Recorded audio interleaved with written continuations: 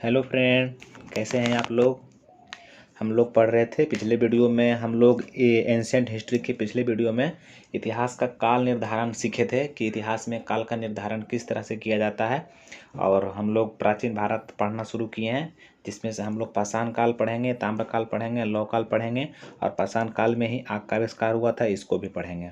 ये बहुत ही अच्छा रहेगा, मतलब कि जो भी Bihar SI, Bihar SSC, Bihar police, fireman, ये जीके है, पूरा शॉर्टकट में नहीं है, थोड़ा सा अच्छे सा है, गहराई में है, हल्का है ना। तो चलिए पढ़ना शुरू करते हैं। देखिए, कहा जाता है कि आखिर प्राचीन इतिहास कहते किसको है। तो भारत में जो मानव का जो आगमन हुआ था, जैसे लोग कहता है कि मानव जो है पहले बार अफ्रीका में आया था। मानव को अफ्रीकन माना जाता है कि पहले अफ्रीका महादेश में मानव आया था। तो हम लोग पढ़ रहे हैं प्राचीन भारत के इतिहास पढ़ रहे हैं, प्राचीन इतिहास वो भारत का पढ़ रहे हैं। तो इसमें यही पढ़ेंगे कि भारत में जब मानव का आगमन हुआ तब से लेकर के, है ना, और 750 ईस्वी तक यानी मध्यकाल तक के जो इतिहास जो पढ़ते हैं हम लोग, वो हमारा प्राचीन भारत का इतिहास कहलाता है ना। तो ये पढ़ेंगे हम लोग। तो क्या हुआ, ये तो हम लोग समझ गए। इस तरह से ये समझ गए कि प्राचीन इतिहास क्या होता है। और प्राचीन इतिहास पढ़ने से पहले हम लोग जैसे कि और भी हम लोग पढ़ेंगे, जैसे हम लोग पढ़े थे इतिहास में काल निर्धारण पढ़े थे, वो चीज़ देखे थे कि कोई चीज़ कितना पुराना है, इसे पता लगाए थे हम लोग। जैसे डेंड्रोक्रोनोलॉजी था, जिसमें गिन कर पता लगाते थे। कार्बन 40 विधि था, जो तो एक कार्बन 40 तो एग्जाम में आता ही आता है ना। तो उसमें पढ़ेंगे कि अब इसमें जैसे कि इसमें काल का विभाजन किया गया कि पाषाण काल, ताम्र काल, लौह काल, और प्लस में पाषाण काल को भी कितना उसको उपकाल में बांट दिया गया। तो किस आधार पे बांटा गया है, तो ये बांटा गया है कि जैसे मानव जो था हमारे, मानव वो धीरे धीरे किसी प्रकार से उपकरण बनाने लगे। जैसे पहले पत्थर का उपकरण बनाए, तो पत्थर का उपकरण वो डायरेक्ट नहीं बना लिए, किसी न किसी कारण के वजह से हो गया, है ना। अब जैसे कि हम लोग के मानव थे, पहले 4 पैर पे चलते थे। कोई जानवर अटैक कर दिया होगा, तो उसको अपने सेल्फ डिफेंस के लिए कोई पत्थर का यूज किया होगा, तो उसको लगा अरे ये पत्थर तो काम कर रहा है। तो इस प्रकार से धीरे धीरे वो सोचने लगा, वो पत्थर इकट्ठा करने लगा। उससे हो गया। तो कभी ऐसा हुआ होगा, कोई पत्थर से मारा होगा तो उसको कुछ नहीं हुआ होगा, उसको हमला कर दिया होगा, तो उसको लगा होगा अरे यार ये पत्थर काम क्यों नहीं कर रहा। तो उसमें फिर कुछ दिमाग लगाया हुआ, धीरे धीरे करके पत्थर को नुकीला करते गया, है ना। तो ऐसे करते करते क्या हुआ कि फिर धीरे धीरे हम लोग जो हैं वो औजार का आविष्कार करना शुरू कर दिए। पहले भोथर भोथर औजार बनाते थे, फिर थोड़ा उससे नुकीला हो गया, फिर तो पॉलिश करने लगे हम लोग, है ना, इस प्रकार से। तो उपकरण बनाने के आधार पे ही इतिहास को 3 काल में बांट दिया गया, है ना, 3 भाग में बांट दिया गया, है ना। आज जो 3 भाग में बांटा गया है, इसी को त्रिकाल पद्धति कहते हैं। इस त्रिकाल पद्धति को एक डेनमार्क के एक ये थे डायरेक्टर थे, एक संग्रहालय था जिसका नाम था कोपेनहेगन, है ना। उसी का डायरेक्टर थे, उनका नाम था सीजे थॉमसन, है ना, उसका नाम था सीजे थॉमसन। इन्होंने ही इतिहास के त्रिकाल पद्धति को दिया था, यानी कि इन्होंने ही बताया, उन्होंने ही मतलब कि पत्थर को उपकरण के आधार पे उपकरण जमा करके, उपकरण इकट्ठा करके ये पता लगाया कि देखिए आदमी इस प्रकार से पहले लौह काल, पहले पाषाण काल में जिया, इस प्रकार से पहले औजार इनका इतना था, फिर ऐसे हो गया, पहले बड़ा बड़ा था, भोथर था, फिर उससे नुकीला हुआ, फिर सबसे नुकीला और पूरा उस पर पॉलिश भी आने लगा, है ना। तो इस प्रकार से वो इसको जो है मतलब कि त्रिकाल पद्धति को लाया। वो किसने लाया, पूछेगा कि इतिहास के त्रिकाल पद्धति को सर्वप्रथम किसने लाया, तो सीजे थॉमसन ने लाया। कोपेनहेगन संग्रहालय के डायरेक्टर थे, डेनमार्क के थे, है ना। तो इस प्रकार से इतिहास के त्रिकाल पद्धति वो 3 है, एक है पाषाण काल, ताम्रकाल और लौह काल। पाषाण काल को हम लोग स्टोन एज कहते हैं, ताम्रकाल को कॉपर एज कहते हैं और लौह काल को आयरन एज कहते हैं, है ना। तो अब ये 3 प्रकार के काल आ गया। यही इसी के मतलब कि जो हम लोग जब ताम्र पढ़ रहे हैं, ताम्रकाल, जब हम लोग ताम्रकाल से लौह काल की ओर हम लोग जा रहे थे, उस पर हम लोग जब उस पर हम मतलब कि अग्रसर थे उस काल के लिए, तो उसी में एक उपकाल आ गया था, जिसको कहते हैं कांस्य काल, यानी कि ब्रॉन्ज एज, है ना। ये क्या था, ब्रॉन्ज एज क्या था कि ताम्रकाल और लौह काल के बीच के समय को ही हम लोग कांस्य काल कहते हैं। जैसे हम लोग पढ़े थे कि सिंधु घाटी सभ्यता कांस्यकालीन सभ्यता थी। क्यों? क्योंकि एक कांसे की नर्तकी की मूर्ति मिली थी वहाँ पर हमें, है ना। तो इससे ही पता चलता है कि हम लोग, है ना, कि ताम्रकाल और लौह काल के बीच में एक उपकाल आया जिसका नाम था कांस्य काल। ठीक है, पूछेगा कब, हाँ ये वो हो गया। चलिए आगे देखते हैं। तो क्या हुआ था ना कि तांबा, जब हम लोग का ताम्रकाल चल रहा था, तो ताम्रकाल में क्या हुआ था कि तांबा आदमी सबसे पहले तो कोई धातु खोजा तो तांबा का धातु खोजा। तो क्या किया था आदमी लोग, जो हम लोग जो थे वो क्या किए थे कि जो तांबा था, तांबा और टीन को भी हम लोग ढूंढ लिए थे। तो तांबा और टीन दोनों को मिला करके एक नया धातु बना दे रहे थे, जिसको कहा जाता कांसकाल, है ना। कांसकालीन, है ना। कांसा माने कांसा बना दे रहे थे हम लोग। तो ये इसी कारण कहा जाता है कि कांस्यकालीन आया, मगर ये बहुत छोटा पीरियड के लिए आया, इसको लिए कहा जाता है ये उपकाल है। तो ये ताम्रकाल और लौह काल के बीच में ही आया था। तो चलिए अब हम लोग आगे देखते हैं, है ना। पाषाण काल हम लोग पढ़ते हैं। चलिए देखिए पाषाण काल, अब आखिर हम लोग पाषाण काल इसको काहे कहते हैं, है ना। यहाँ पाषाण काल काल लिखा गया, कोई बात नहीं, पाषाण काल हम लोग पाषाण काल पढ़ेंगे। तो कहा जाता है ना, अब बताइए, अभी बता पाषाण काल क्यों कहेंगे। यानी कि औजार उस टाइम पत्थर का बनाते थे हम लोग, हमारे जो आदि मानव थे, पूर्वज जो हमारे थे, वो क्या बनाए, वो अपना जो औजार है वो पत्थर का औजार बनाते थे। तो जिस टाइम हम लोग पत्थर का औजार यूज करते थे, या जिस टाइम के जिस काल में जो लोग थे वो, या उपकरण यानी औजार जो था वो पत्थर का बनाते थे, उसी टाइम को हम लोग स्टोन एज कहते हैं, यानी पाषाण काल कहते हैं, है ना। तो भारत में लगभग 5 लाख ईसा पूर्व से लेकर के 4000 ईसा पूर्व तक को पाषाण काल के नाम से जाना जाता है। तो डेट याद रखिएगा, कब से कब तक, 5 लाख ईसा पूर्व से 4000 ईसा पूर्व तक के काल को ही पाषाण काल माना जाता है। तो देख रहे हैं कितना लंबा काल रहा, बहुत लंबा काल रहा ये पाषाण काल जिसको कहते हैं, है ना। पाषाण काल के लोगों के पत्थरों का औजार बनाने का तकनीक में होना, अब देखो, हाँ वही बता रहे हैं कि विकास के आधार पर पाषाण काल को 3 वर्गों में बांटा गया है। आखिर जैसे पाषाण काल पहले तो उसको निकाल दिया कि पाषाण काल, ताम्र काल, लौह काल, इस प्रकार से निकाल दिया। औजार को धीरे धीरे जमा किया, 3 निकाल दिया। पत्थर को भी जमा किया तो उसमें भी पता चला यार, कोई पत्थर बड़ा, कोई और छोटा, कोई और छोटा, इस प्रकार से पता चला। तो इसमें भी पत्थर का जो औजार बनाने था, पत्थर का जो औजार बनता था, उसके बनाने के तकनीक के आधार पर भी पाषाण काल को 3 भाग में बांट दिया गया, जिसमें से पहला भाग को कहा जाता है पूरा पाषाण काल या पूर्व पाषाण काल कहते हैं, दूसरा को मध्य पाषाण काल और तीसरा को नव पाषाण काल। पूर्व पाषाण काल को पैलियोलिथिक एज कहते हैं, मध्य पाषाण को मेसोलिथिक एज कहते हैं और नव पाषाण काल को नियोलिथिक एज कहते हैं। देखिए पढ़िए ऐसा ना कि मज़ा आ जाए, है ना।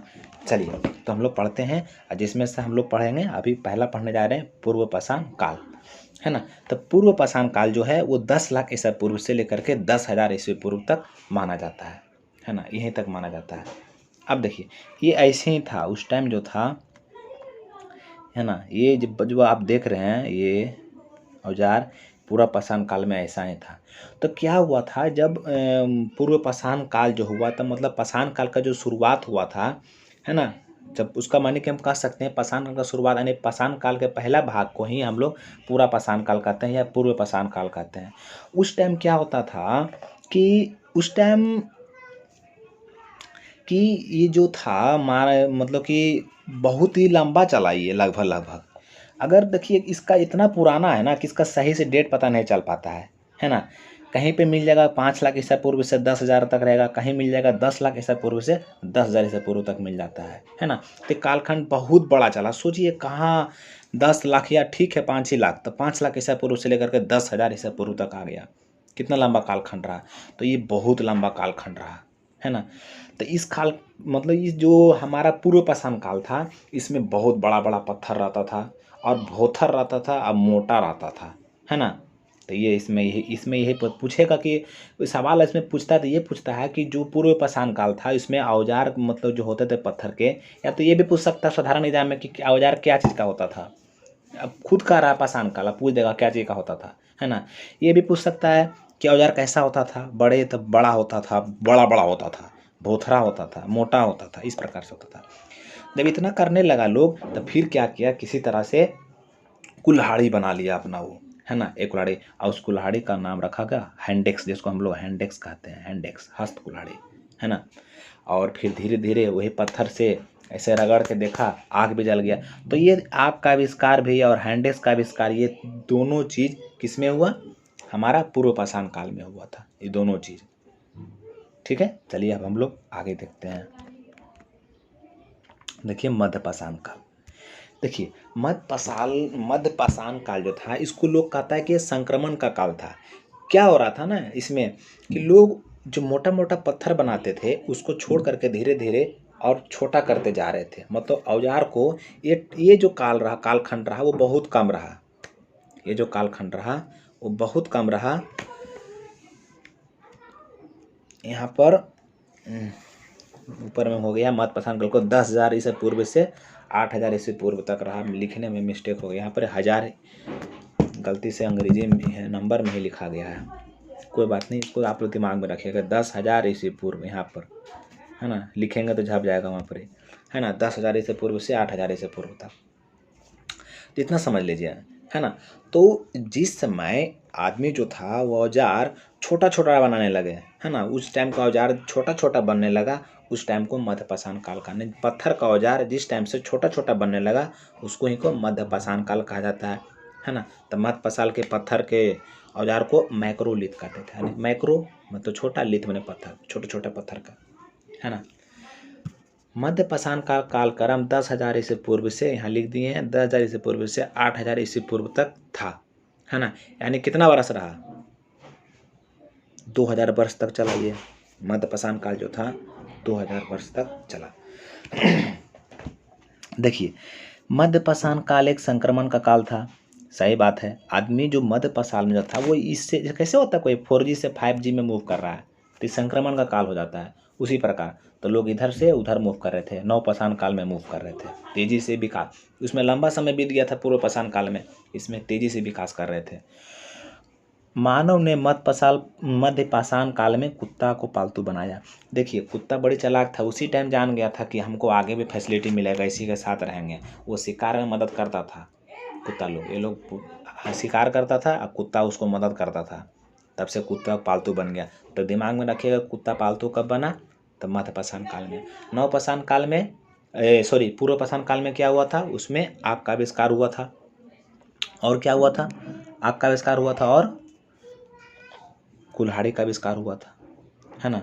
कुल्हाड़ी का हस्तकुल्हाड़ी जिसको हैंड एक्स कहते हैं, ये 2 चीज़ हुआ था उसमें, है ना। और इसमें क्या हुआ, कुत्ता को पालतू बनाया गया।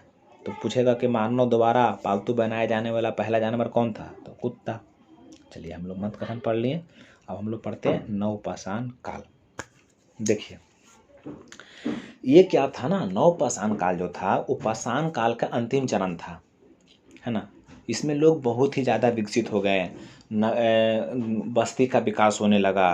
पहले लोग ऐसे ही रहते थे, कहीं भी कंद मूल फल फूल कुछ भी खाएं, जंगल में रहें, अपना किसी तरह जीवन बिताएं। मगर इसमें क्या कि बस्ती का विकास होने लगा, कृषि का विकास हो गया, पहिया का आविष्कार हो गया। फिर इन लोग, वो तो हैंडेक्स बनाया था ना, इसमें कुल्हाड़ी बना लिया लोग, पूरा छपाछप काटने लगा, है ना।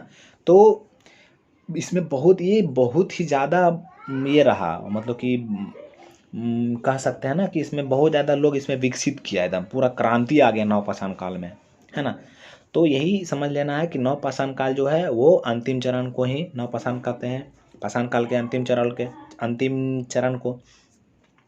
नवपाषाण काल में क्या होता था कि औजार छोटा छोटा रहता था, छोटा तो हो ही गया था, बहुत छोटा हो गया था, और उस पर पॉलिश भी रहता था उस पर, है ना। उस पर पॉलिश चमकदार एकदम बढ़िया बना देता था। देखिए, नवपाषाण काल के हथियार। और हम लोग मध्यपाषाण काल में ऐसा हो गया था, थोड़ा छोटा, है ना। और ये है नवपाषाण काल का, है ना। तो नवपाषाण काल जो था उसको हम लोग पढ़े थे कितना तक, 10,000 ईसा पूर्व से 8,000 ईसा पूर्व, ये 8,000 ईसा पूर्व से लेकर के 4,000 ईसा पूर्व तक ये रहा, हमारा नवपाषाण काल रहा। तो कहा जाता है कि नवपाषाण काल का सबसे महत्वपूर्ण जो घटना क्या थी, कृषि। लोगों ने पहले बार कृषि करना सीख गया, कृषि करने सीख गया। तो कृषि कहाँ करेगा, कृषि करेगा ज़्यादा पहले आदमी लोग नदी तरफ अपना जाता था, खाने पाने खाया वहीं पर ही, वहाँ देखा होगा कुछ जन्मा हुआ, उसको खाया होगा तो उसको अच्छा लगा होगा, है ना। तो फिर इसी तरह से वो लोग धीरे धीरे वो एक प्रकार से कृषि करने लगे। अब जब उधरों सब चीज़, आदमी को पहले क्या होता था, खाना खाने के लिए इधर भटकना पड़ता था, उधर भटकना पड़ता था, मगर उसको खाना अब एक ही जगह मिल गया, तो इधर उधर क्यों जाएगा। तो धीरे धीरे वहाँ पर वो बस्ती का विकास करने लगा। इसी तरह से बस्ती का विकास हो गया, तो फिर शिकार करने में या कुछ और करने में उसको और दिक्कत होता था। इसी प्रकार से उन लोग पहिया का आविष्कार कर लिया। फिर उसी टाइम चाक का जो चाक चलता है, जिस पर घड़ा ये सब बनता है, ये सब चाक का आविष्कार हो गया। कुल्हाड़ी का आविष्कार हुआ, वो अलग था, वो हस्त कुल्हाड़ी था, ये कुल्हाड़ी था, है ना। तो इस प्रकार से ये हम लोग नवपाषाण काल को ख़त्म कर दिए। इन आविष्कारों के कारण ही नवपाषाण काल को नवपाषाण कालीन क्रांति कहा जाता है ना। तो इसे याद रखिएगा कि बस्ती का विकास किस में हुआ? नवपाषाण काल में हुआ। लोग आने लगे, नदी के किनारे रहने लगे, तब ना सिंधु घाटी सभ्यता फिर बाद में आया, आर्य आए भारत में और बसे सिंधु घाटी घाटी किनारे ही बसे ना। और पशुपालन किए, इस तरह से आगे बढ़े, है ना। तो पहिया का आविष्कार हुआ नवपाषाण काल में, चाक का आविष्कार हुआ नवपाषाण काल में, कुल्हाड़ी का आविष्कार हुआ नवपाषाण काल में, कृषि का खोज हुआ नवपाषाण काल में, कृषि करना सीखा पहली बार लोग नवपाषाण काल में, जिसके कारण मानव जीवन में परिवर्तन आया। नवपाषाण काल का कालक्रम क्या था? 8000 ईसा पूर्व से 4000 ईसा पूर्व तक कालक्रम था। तो ये सब सारा नवपाषाण काल के बारे में था। अब हम लोग पढ़ते हैं, हम लोग पाषाण काल पढ़ लिए। देखिए जितना है इसको एकदम दिमाग में रखिए, बहुत बेहतरीन नोट्स है, इसको याद कर लीजिए, पढ़ लीजिए, बहुत अच्छा रहेगा। हम लोग अब ताम्रकाल पढ़ते हैं।